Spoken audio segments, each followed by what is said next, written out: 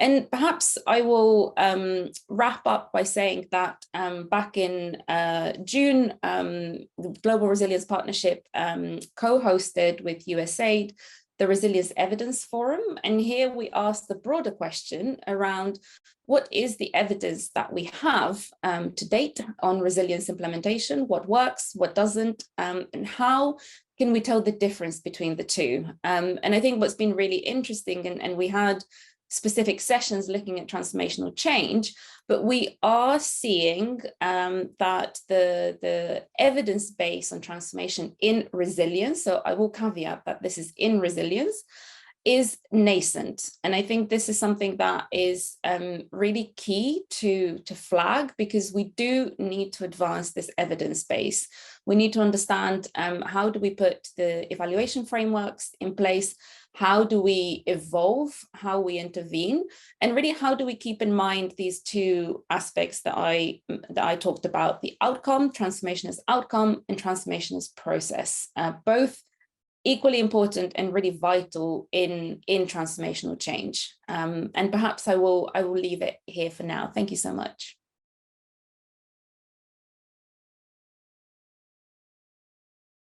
Thank you, Karina. That was excellent, and so many key takeaways as well. It's really hard to pick just a few per speaker, but that last diagram that you had on the layers and paradigm right at the top, and looking at transformational change from a system point of view.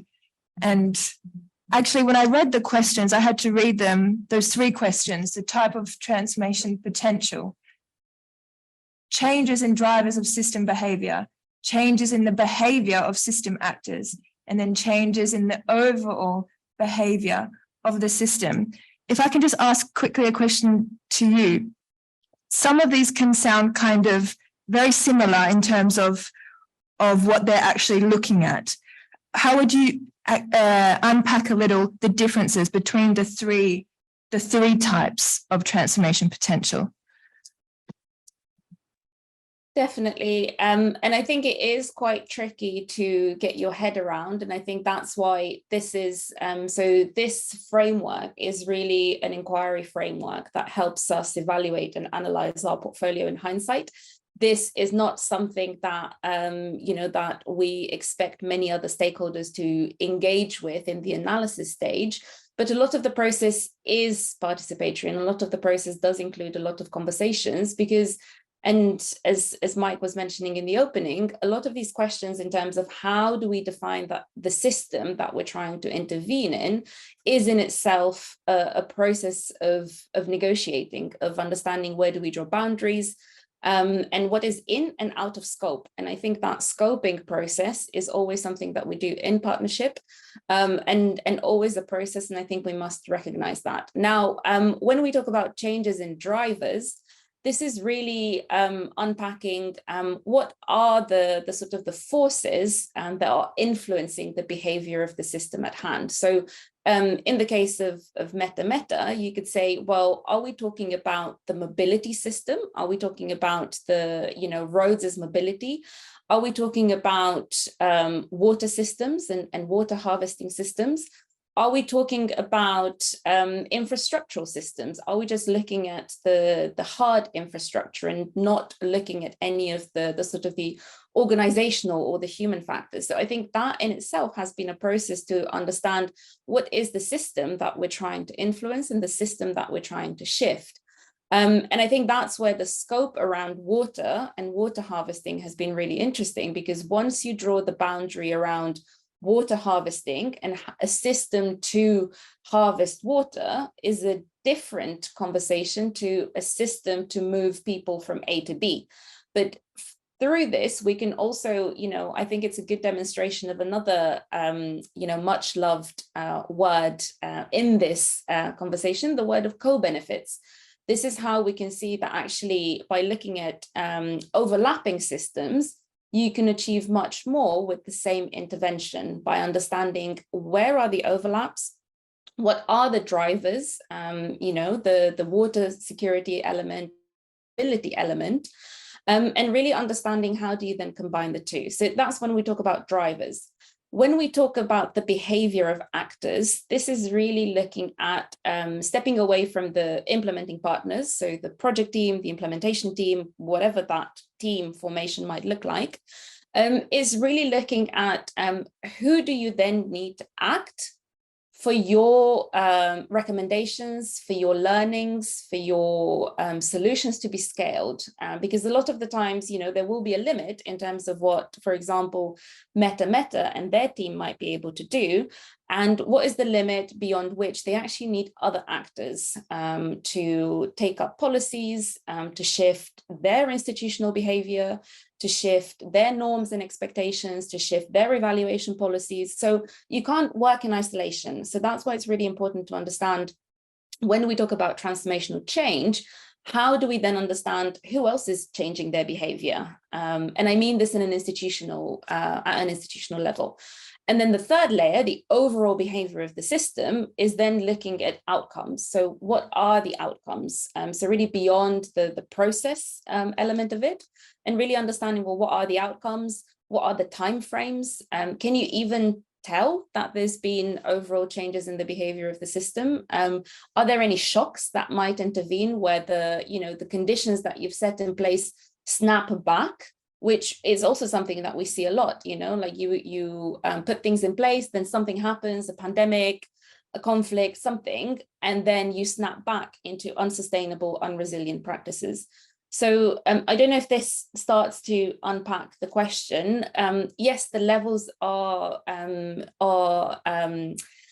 not necessarily complex, but I would say they need, this inquiry process to really understand what you actually define at those different levels. That was an excellent explanation, and I finally understand co-benefits and what they are. So thank you, because I've heard many definitions, but yours is definitely rings very true in what I understand as a co-benefit. So I'm going to pass on to Sanjaya, whose system, I guess, that he's changing with their work at the UNDAR is the behavior of decision makers, so mayors, and through capacity building. So thank you, Sanjaya. I give the floor to you. Thank you, Hannah. It's a pleasure to be here today on this panel. So addressing the question, what is transformational change? What does it look like for us? So we are the United Nations Office for Disaster Risk Reduction. And amongst other things, we are the custodians of the Sendai Framework for Disaster Risk Reduction, which was adopted by all member states in 2015. It runs in parallel with the Paris Agreement and the Agenda 2030, so 2015 to 2030. And of course, before this, there were other frameworks like the Hugo Framework for Action, which Sendai succeeded. So these documents, these frameworks are negotiated by member states. We don't write it. We just facilitate the process of consultation and discussion, and then put it together. So that so the idea is that they look at how they can, they meaning the member states. So this is looking at governments, how they can ensure that all investments they take are risk informed. And it's negotiated by the governments, but it includes all the stakeholders. So it includes private sector, it includes universities, it includes local governments and cities and so on. So the change that we are looking for is that risk information is the basis of all decision making. It's integrated into policies and plans, and investments are risk informed. So basically, for example, if you have a school construction program at the national or the local level, constructing a number of schools. So is a risk assessment of the site or the location of the project being done? If so, what were the deficiencies or risks identified, and what were the measures to address those risks? Are they part of the design of the project? Are they part of that project budget and therefore being financed by the sectoral budget? Or if they are funded by a multilateral finance agency or multilateral bank, then are they funding the risk reduction measures? So that's what we are looking at.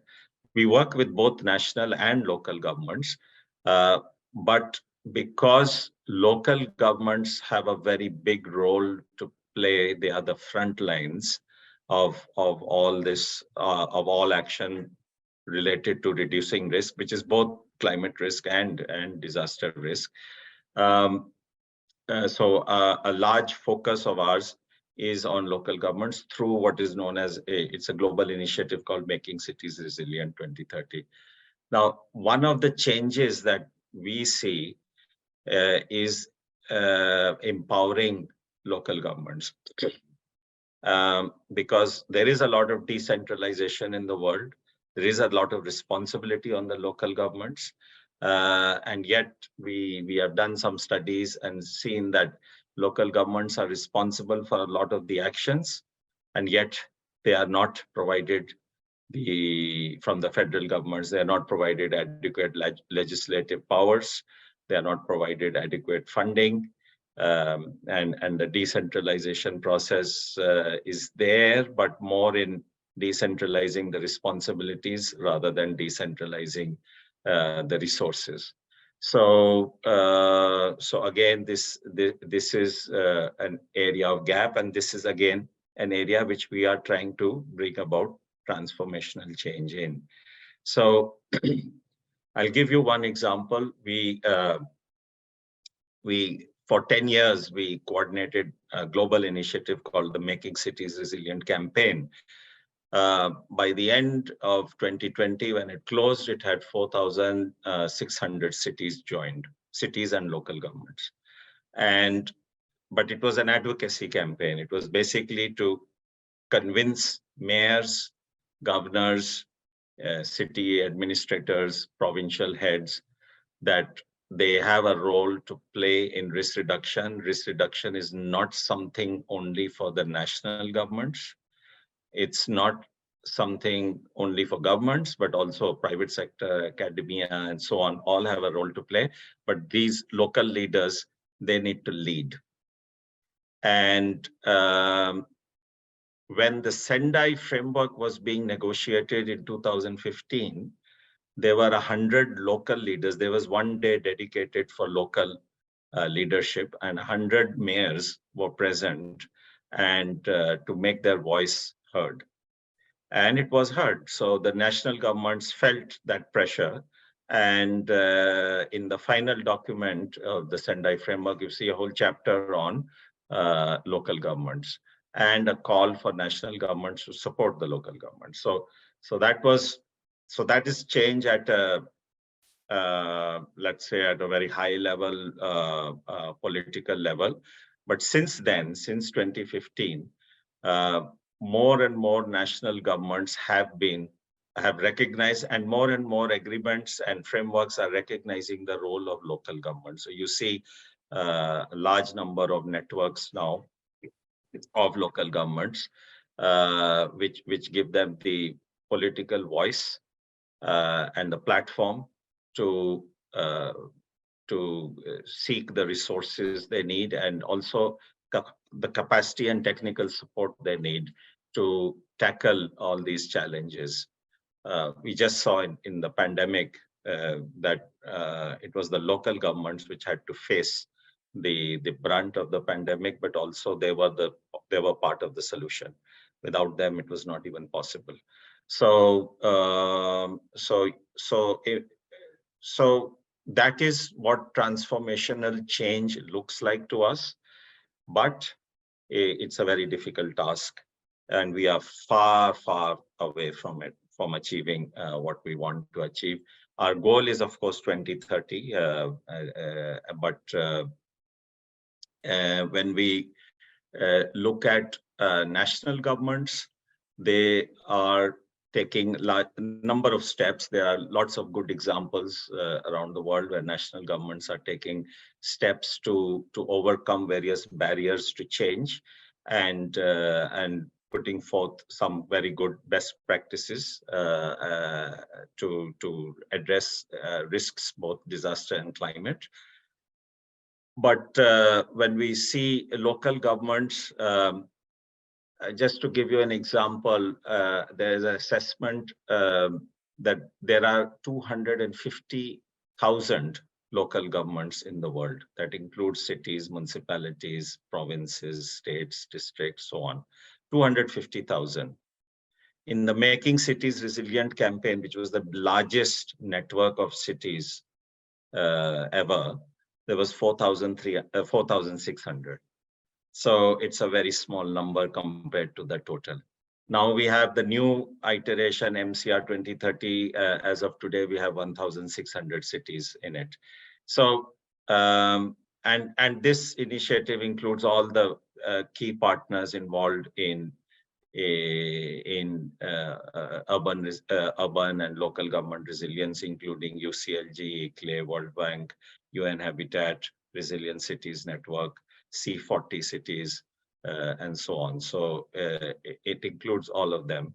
The numbers are very small. So again, to achieve the transformational change, it's a big challenge.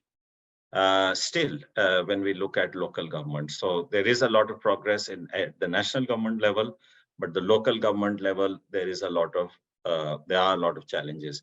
So again, one of the key factors, I would say, for transformational change to happen is ensure that all levels are part of it, part of the discussion, of the dialogue, of the solution.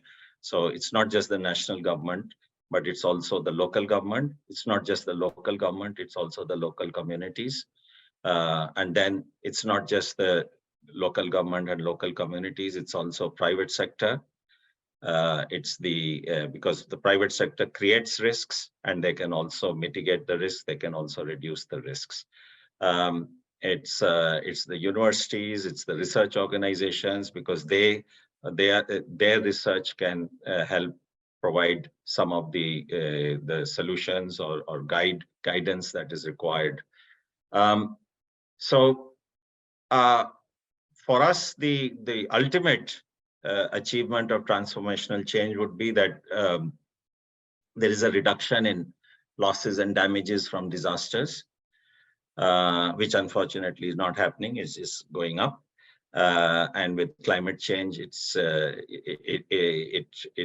frequency and intensity of weather-related events is also increasing. So the future also looks very challenging. So how do we try to bring transformational change? So especially for the local governments, we, as I mentioned, we have this global initiative called the Making Cities Resilient 2030. So we are looking at it from a multi-pronged approach. So we encourage, of course, local governments to join, but first the mayor or the head or the governor or the chief, whoever, has to commit in writing that they are convinced about risk reduction, and that it is the way to go forward, and that they will implement within their capacity, they will implement these measures.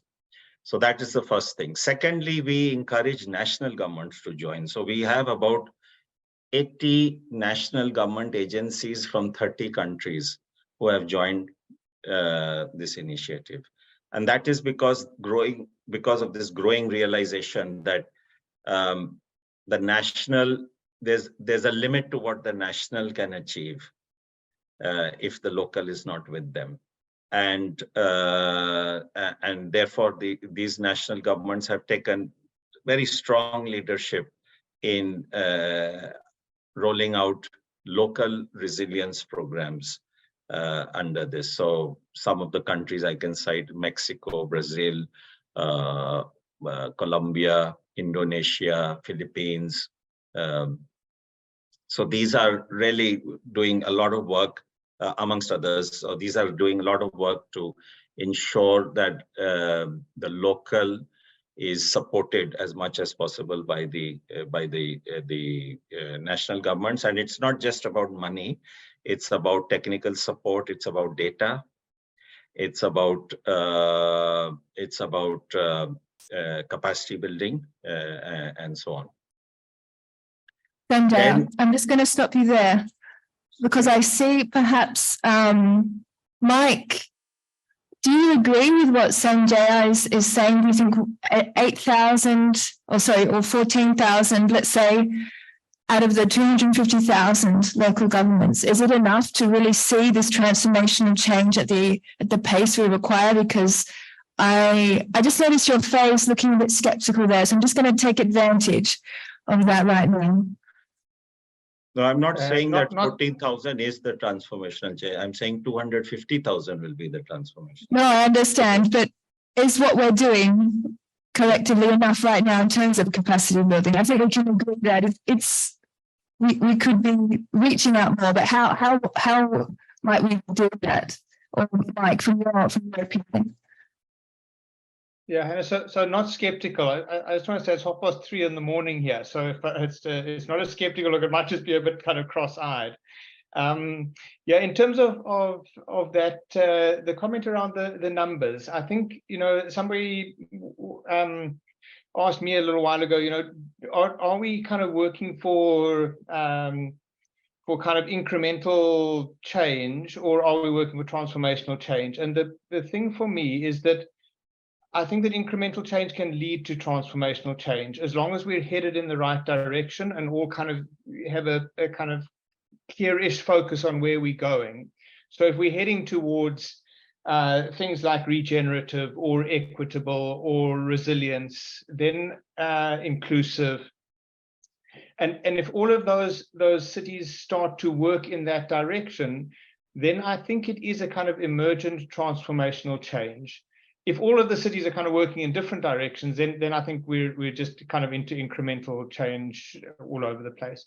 So yeah, I think it's important to celebrate these small successes, to have cities starting to work like this, to think about these issues, and then we need the scale, and we need scale both in the number of cities, and we also need scale in terms of the interlinkages from a kind of local level up to national, and national back down to local, into communities, working with communities in kind of inclusive ways. So yeah, I think it's an emergent transformational change if we're working towards the kind of things that we want to see in the world: equity, resilience, inclusivity, etc. Thanks, Mike. And sorry, Sanjay, if I cut you off. No. The aim of this discussion is to have a little bit of a discussion. And I'm going to also pin it back to you when we're speaking about communities, because in the strategic framework for capacity building that you recommended, I read before we have this discussion today, you have the different stakeholders, and the UNDR mentions that the individuals and the households are the agents of transformational change. And could you just go into that a little bit more, and that the national and local government are facilitators and the owners? So what is the difference really between a facilitator, an owner, and an agent? See, so for us, again, we are looking at behavior change, and that cannot be achieved without an all of society approach. So everyone has to be engaged, and everyone has a role to play, and everyone has a contribution to make. And unless that is agreed by all parties and then implemented, we're not going to get the change that we need. So, so for example, sometimes we say, political leadership is important, which it is. That's why even in the cities initiative, for example, we want a letter of commitment from the mayor. From the national governments, we want a commitment to implementing the various global agendas and frameworks. But how does that political consensus come about? It comes about from the people. So again, it's the local communities, the individuals. They need to be aware, firstly, of what exactly is at stake, what are the issues, and then they also need to be aware that it is their responsibility also, and they have a role in this. So and then that will influence the political. So that's what UNDRR says, an all of society approach, which I think it's quite logical. But there are other points also to bring about this kind of change. One is, of course, to some extent, it needs to be demand driven. So often solutions are thrust from based on agency mandates or some donor priorities or something, things like that. So then the demand needs to come from the recipient. So it may be the national government, local community. They need to understand. So again, there's a lot of awareness raising which also needs to be done at the same time. The approaches should be strategic. So we have seen so much overlap, similar projects running in the same country or in the same government.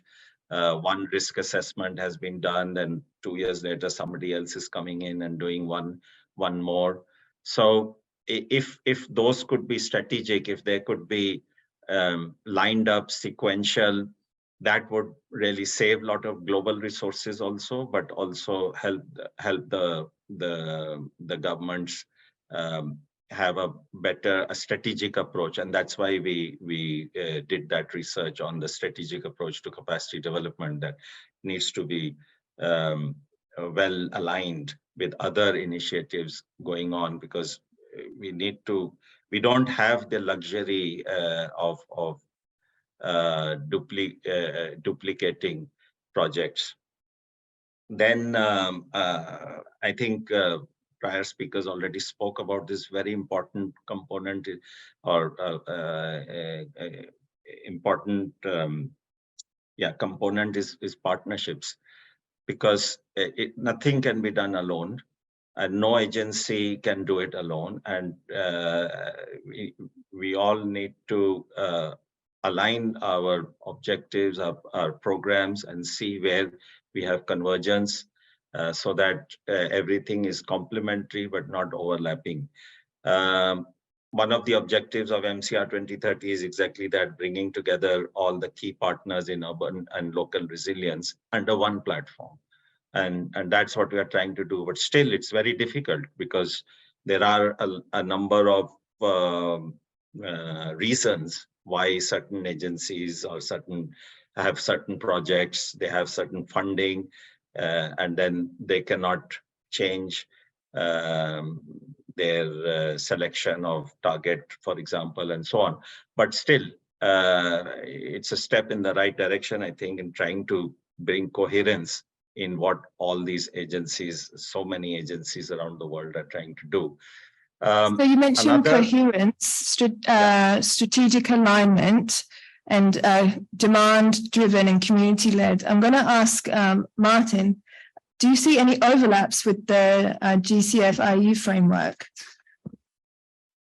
Thank you very much, Hannah, especially for keeping us on our toes, just making sure that we can respond at the drop of a hat. So listening to Sanjay is very illuminating and enlightening, and a very impressive program of capacity building at local authority and at city mayors and also local authority level. What struck me there was two aspects. Firstly, the point around demonstration ability. So Sanjaya was highlighting how this incremental approach to working with more and more actors through time, leads to those changes being embedded.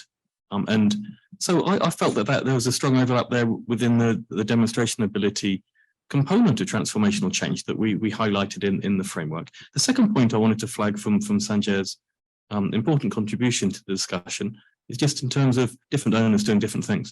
This is why we need coherence and complementarity. This was core to the Paris Agreement on aid effectiveness, and we need to go back to those fundamentals to make sure that we use country systems and we have full country ownership in terms of all of the climate finance that we're working towards. Back to Jana. Do you see any overlaps from what Sanjaya was saying from the key components of transformational change in the GRP? I know there are some. Definitely. And I think this question of capacity exchange and capacity building, I think, sits at the core of, the processes and the outcomes that we are striving for. I think we must not forget that transformational processes are ultimately, fundamentally social and human. There's humans involved in any transformation process. And I think sometimes we underestimate the resistance that can come up when those humans and the institutions that they are embedded within, when they are not brought along. So whether we're talking about communities, whether we're talking about organizations, whether we're talking about institutions, I think it's really crucial to understand where is that resistance in the system, and how might we bring stakeholders along with us and have those difficult conversations and really understand, well, what are the incentives that we're putting in place? What are the rewards that we're putting in place? And how do we support this transformational change? And I think on the earlier point around, the scale of change, even just when we're looking at the numbers of local authorities and local governments, I think we need to understand that different segments of that audience will also need different approaches. It's almost like a bell curve distribution. You support the innovators, you support the pioneers, you then support the majority of your bell curve to transform. And then you look at the laggards and what do you do with that group? And that's where you might need other interventions. You might need national stakeholders. You might need other ways of reaching them. So it's all about this. And I think Sanjaya was beautifully putting it about how we need different interventions to achieve these outcomes. Excellent. So we are running out of time a little bit. So I'd like to finish the discussion with a rapid fire from each of our speakers on if they can just quickly look at the word cloud that we created before, and I will share that.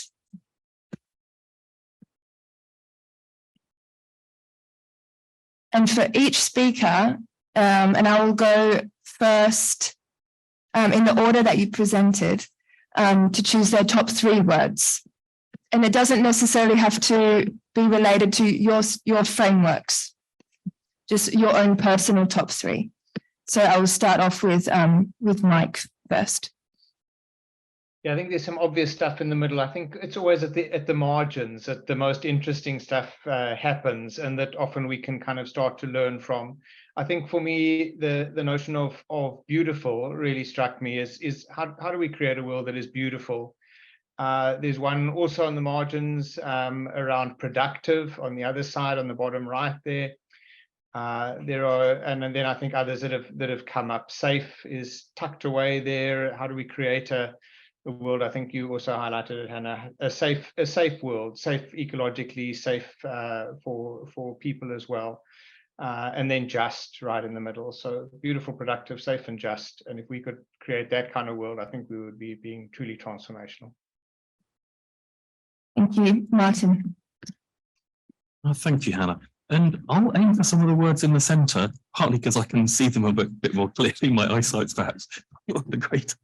But I'd like to focus on inclusive, and this is core to any transition and any transformation, that we make sure that all stakeholder groups are meaningfully involved, not just in a token effort, but fully not only fully informed, but also fully involved in the process, and making sure there's also limited, disparities of outcomes from these types of changes. And that also, I'd like to reconfirm Mike's choice of just in that sense. And it's important that these macro level changes across sectors and societies are both inclusive and just, but they do need to take place. And for that case, I'll take the third word, which will be impact. So, yep, inclusive, just, and impact. Thanks, Hannah. Back to you. Thank you. Karina. I think I share Mike's love for the outliers. I think I'm going to go for negotiated. I think there's, social processes are negotiated. We are talking about normative questions in terms of what do we want, what is the future that we want to bring about.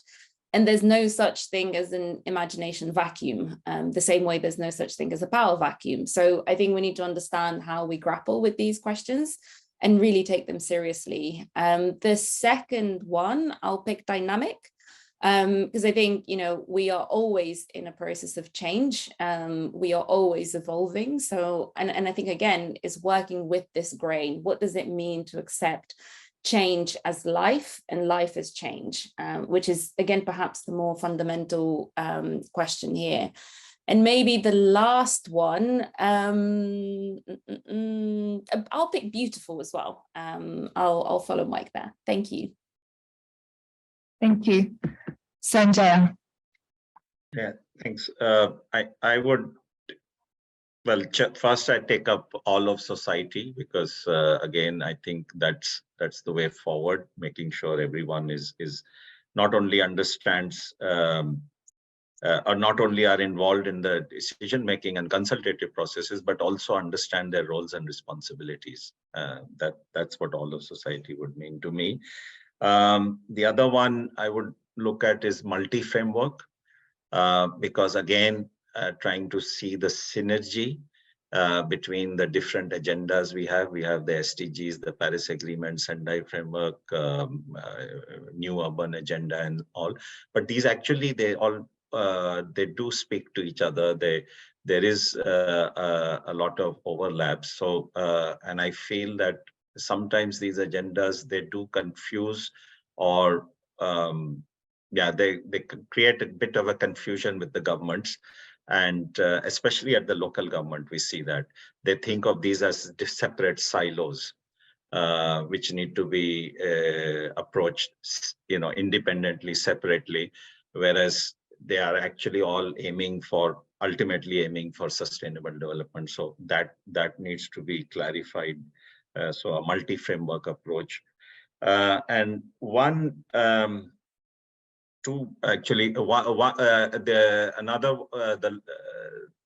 the one which says misunderstood.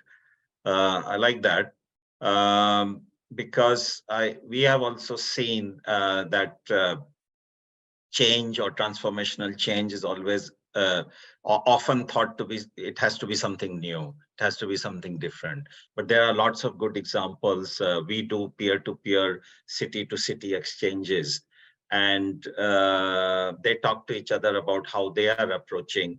And these are many of these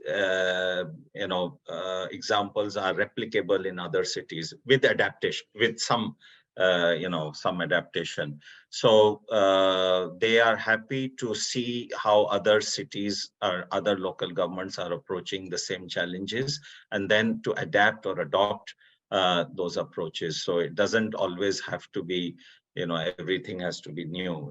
No need to reinvent the wheel.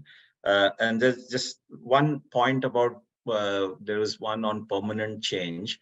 So I would just qualify that by saying, change is of course required, and it should be a sustained change. But then when we change, we have to be ready to change again, because things will change, and then the circumstances will vary, even as we go in the future. So we should be ready for continuing change. Over. Thank you, Sanjay, and thank you everyone for your answers and all the participants who put up your words. I'm going to move on to the closing part of our session, where we have our voice of youth today, who is Corinne Valache. And I might go a little bit off script and ask you to first start with your words, and then, if that's okay, and then you can talk about the youth perspective on transformational change. Well, actually, as part of my response, I was going to talk about the word map, about how it actually was interestingly reflected a lot of what the young people I spoke to actually said about transformational change. And I was going to pick out misunderstood as well, because I think that was kind of overall picture coming my way. And I was going to highlight policy change. I think there was much more of a stronger emphasis from young people I was speaking to when mentioning transformational change. What would that look like compared to, I think, what has come from this discussion in places? So maybe just to start from the top. Hi, everybody. Good morning. Hi, Mike. I'm sure it's very early.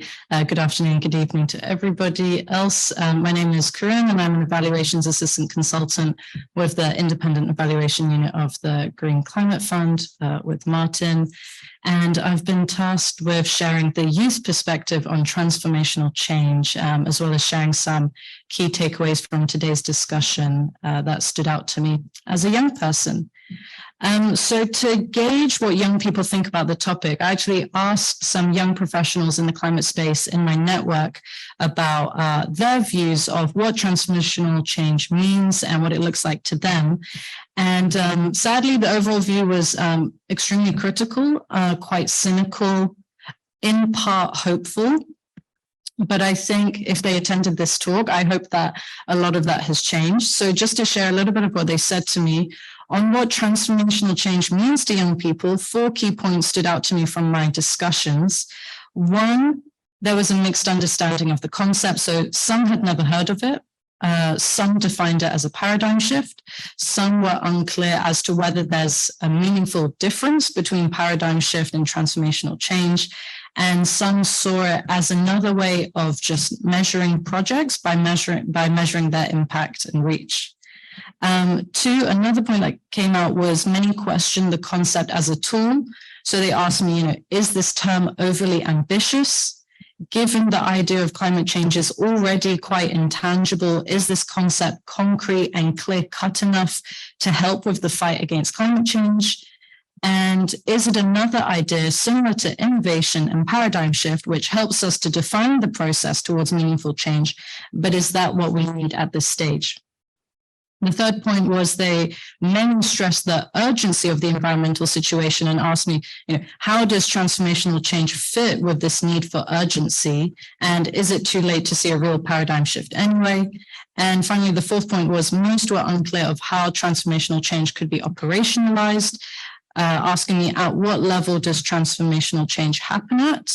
Is transformational change simply a question of money? More investment means more great ideas come to fruition, stakeholders get involved, it's that simple. And will it be another opportunity for greenwashing?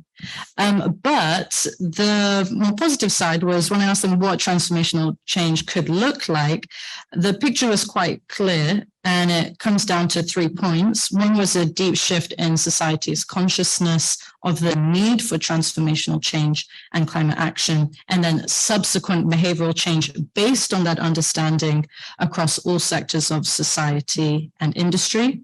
The second one was youth-oriented policies, which provide a platform for young voices to be heard and, importantly, listened to, as well as more young people in this field so that these kinds of ideas and concepts become approachable. And finally, they mentioned funding. So I'm not going to speak for the youth, but just from my experience as a young professional listening to today's discussion, and I just wanted to highlight some points that spoke to me, which really addressed the issues that came up from the young people I was speaking with. So what I liked from what Mike mentioned at the beginning is something really quite small, was that he defined transformational change as meeting the 1.5 degree target. And I was like, wow, I just haven't read that anywhere, and it was so clear, which I really liked. But at the same time, I really like this duality that Karina introduced about process and outcome. So you're not just focusing on the outcome, but also thinking about how meaningful the process in and of itself can be. I also liked from Mike's discussion that one of the dimensions of transformational change was speed, because I thought, okay, that speaks to the urgency that, you know, everybody is afraid that we're going to die by 2050, but at the same time that this was complemented by the understanding of complexity and inclusivity. So actually that this is very much a balancing game. And that is something that I felt was lacking in my discussions with young people, is that as much as we're desperate for change to happen now, at the same time, we're not thinking at what cost does this come to. Then from Martin's discussion, I guess one thing that struck me, because behavioral change was spoken about so many times with the young people I was speaking to, and it was interesting, one of the findings you highlighted was that it only comes under, I think, medium potential for transformational change. And I thought it was interesting. So as much as young people believe behavioral change is needed, it doesn't necessarily demonstrate high transformational potential, which I thought was interesting. But at the same time, I liked how this focus on behavioral change of people came out in Karina's discussion as well, about the kind of different levels when you're considering the drivers of system behavior, and then how that leads to the changes in behavior of system actors and changes in behavior of the system. I really like that kind of different level focus. I mean, I honestly had so many points, but I know I don't have much time. So maybe I'll just jump to Sanjaya's presentation. And here I actually felt optimistic and hopeful, because you said that actually the site of power is in local governments. And I was like, oh my gosh, it's at the local level. That's really encouraging, because I think so much of the concern that came from the young people I was speaking with was that, you know, we feel like we don't have a voice. And especially there was a bit of a difference between those from developed countries and developing countries, where there are kind of even fewer platforms available to young people. But I thought if we're focusing at the local level, and actually this is a good level to aim for, I thought that is really empowering and really encouraging. So I really appreciated that discussion. So maybe I'll just close with my 3 key takeaways of how it's going to, what I'm going to take away from today. And the first is definitely a much clearer understanding of what transformational change means. I really thank all the speakers, and Hannah, for your moderation. It was very clear. I really enjoyed the structure of today's presentation. The second was the importance of process. So it's not just about outcome. Don't just think about net zero, but think about, you know, how do we get there? And finally is the importance of the local level. And I really appreciated that mentioning that those in government, for example, at the local level, national level, they're facilitators, but actually individuals are the agents of transformational change. And I thought, oh, I hope I can impart that message with others as well. So thank you, everybody. Excellent. Thank you so much, Corinne. So we do have some time for questions and answers. And I know that, Mike, you would like to answer a question from the chat. Is that correct? Yeah, it is, and it's a question around the private sector and how can global funds support the private sectors for this transformational change. I think it's a huge discussion at the moment, is how do we engage the private sector given the amount of money that is moving around the private sector. So people talk about the kind of public finance that's available through things like multilateral development banks, through the funds, and then this recognition that we need to leverage in private sector funding. I think that Karina also mentioned this notion of kind of reimagining the finance structures. We work on a work stream called Transformational Climate Finance. And I think what we're saying is, yes, definitely more funding is needed, but the funding needs to behave in a fundamentally different way to the way that it's behaved before. In other words, the private sector needs to behave in a way that is not around profit maximization for a very small group of shareholders, and needs to be a much bigger kind of value creation for society, a more kind of general good, and that we're going to need to I think, put in place good, strong mechanisms to ensure that the private sector behave in ways that are environmentally safe and responsible, that are socially just, and that develop prosperity for society rather than narrow profit. And so it's going to be both bringing them in and at the same time working with the private sector to reimagine the way that it works. Thanks, Hannah. Sanjay, you have your hand raised. No, I just wanted to add to what Mike has just said.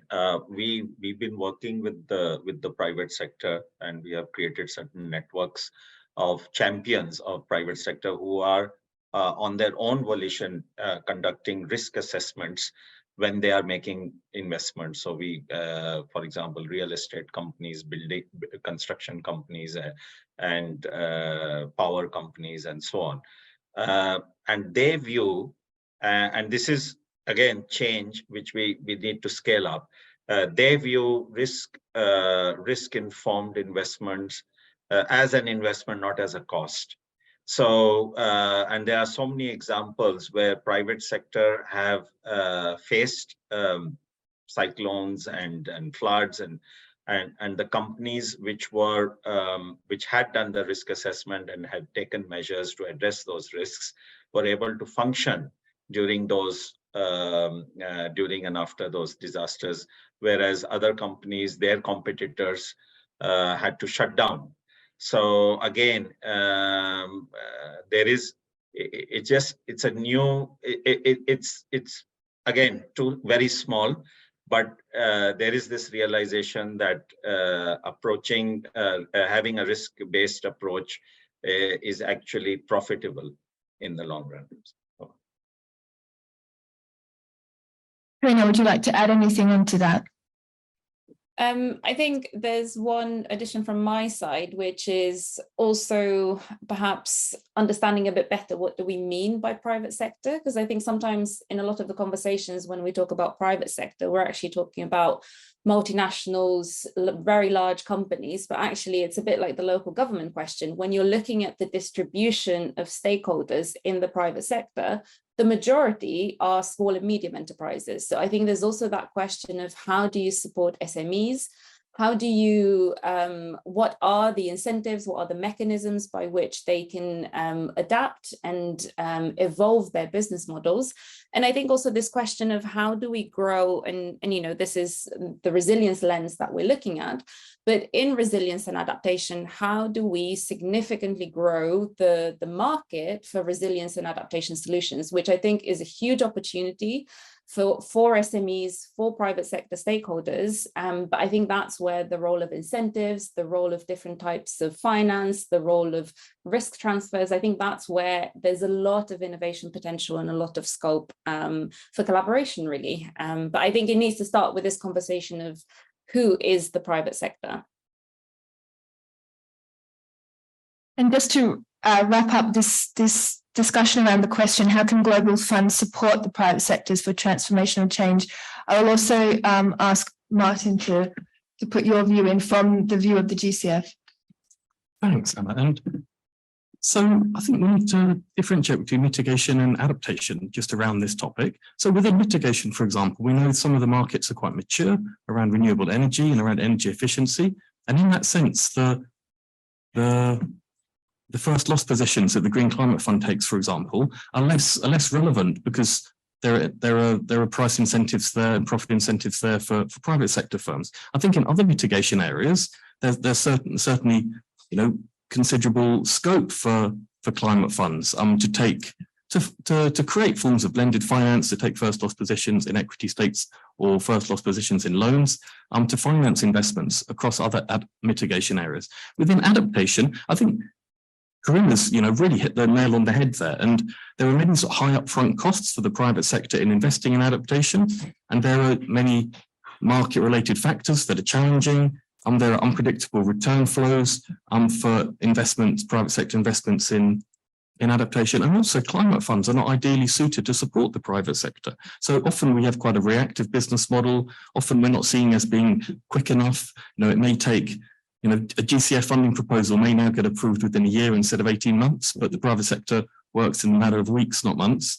So that's we operate at a slightly different pace, and also the instruments that many climate funds offer may not be ideal for private sector adaptation investments. The Green Climate Fund is an exception for that, because we do have the ability to invest with equity stakes and also guarantees, which can support these types of private sector investments in adaptation. Thank you so much.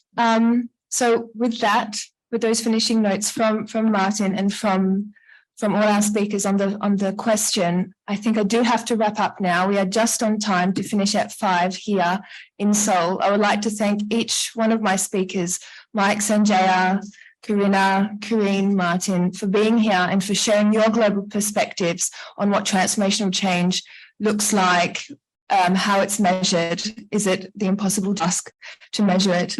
And have a good afternoon and evening, everyone. Thank you for your participation.